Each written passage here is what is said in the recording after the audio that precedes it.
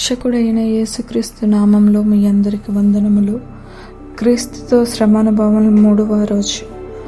పేతురు రాసిన మొదటి పత్రిక 4వ అధ్యాయం 14వ వచనం 16వ వచనంలో, క్రీస్తు నామం నిమిత్తము మీరు నిందల పాలైన ఎడల మహిమ స్వరూపి అయిన ఆత్మ అనగా దేవుని ఆత్మ మీ మీద నిలుచుచున్నాడు గనుక మీరు ధన్యులు. ఎవడైనను క్రైస్తవునైనందుకు బాధను అనుభవించిన ఎడల అతడు సిగ్గుపడక ఆ పేరును బట్టి దేవుని మహింపరచవలెను. క్రీస్తును విశ్వసించిన మొట్టమొదటి దినముల్లో ఎన్నో తీర్మానాలు తీసుకుని ఉంటాము. అందరి ముందు నిలబడి నేను క్రీస్తును అంగీకరించాను అని బిగ్గరగా చెప్పిన సంఘటన జ్ఞాపకం చేసుకుంటే ఆ రోజు నుండి నేటి వరకు నాలో ఉన్న మార్పు తగ్గిందో పెరిగిందో వ్యత్యాసం గమనించినప్పుడు విశ్వాస జీవితంలో నేను ఎంతో ఎత్తుకు ఎదిగానో అని అనిపిస్తే పర్వాలేదు, కానీ అయ్యో నేను దిగజారిపోయానే అని అనిపిస్తే కదా సమస్య. ఆరంభముల కంటే కార్యాంతరము మేలు. రోజు రోజుకి మన విశ్వాసం రెట్టింపవ్వాలి.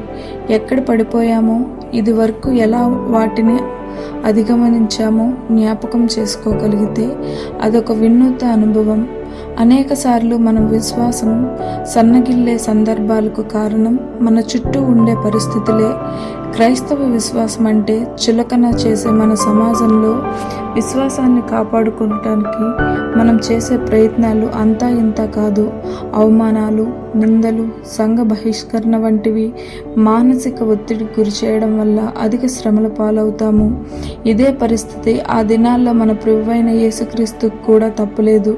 నూతనంగా రక్షించబడిన ప్రతి వ్యక్తి సమాజంలో ఎప్పుడూ ఎదురు దెబ్బలే. ఇవే విశ్వాస పరీక్షల్లో మనకు కలిగే శ్రమలు. వీటిని అధిగమించగలిగే మానవ ప్రయత్నం ఎప్పుడు ఓటమికి చేరువుగానే ఉంటుంది. అయితే శ్రమ కలిగినప్పుడు పరిశుద్ధాత్మ దేవుడు మనకు సహాయకుడిగా ఉండి కృంగుదల కలగనీయకుండా అధిగమించగలిగిన జ్ఞానము దయచేస్తాడు.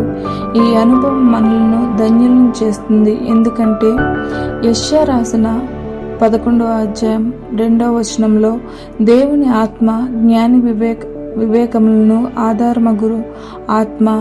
క్రీస్తును అంగీకరించిన మనం ఎప్పుడు సిగ్గుపడనక్కర్లేదు. ఈ శ్రమల్లో పొందే అనుభవాలు మనలను నీతిమంతులుగా చేస్తాయి.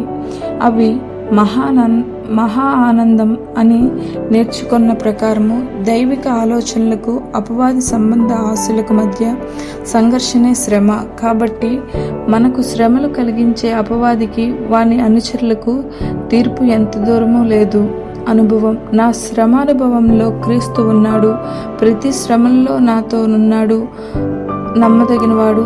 అంతిమ విజయం నాకే. ఆమేన్.